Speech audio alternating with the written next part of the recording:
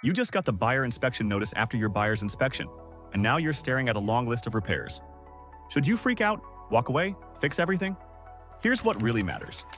Your response to the buyer inspection notice can make or break your deal and your net proceeds. I'm Jermaine, your Arizona realtor, lender, and fellow investor. Let me show you how smart sellers use strategy, not panic, to keep deals on track and protect their equity. Most buyers ask for fixes related to safety, systems, or structural issues, like the roof, air conditioning, outlets, or plumbing. These aren't always deal breakers, but they do need a timely response. As a seller, you have three options: agree to the repairs, reject the request, or counter with a different solution, like offering a credit.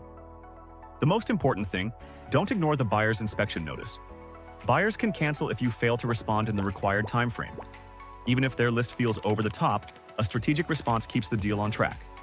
Offering a repair credit instead of fixing items yourself can save time and let the buyer handle things their way after closing. That often works better for everyone.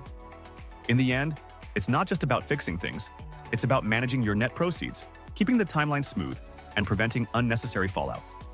Let's recap. It is normal for the buyer to ask for repairs on a resale, but repairs are negotiable, and your agent should help you respond with confidence so you protect your equity with peace of mind. If you have any other questions about buyer inspection repair requests, then let's talk. I'm always here to help homeowners and future homeowners like you.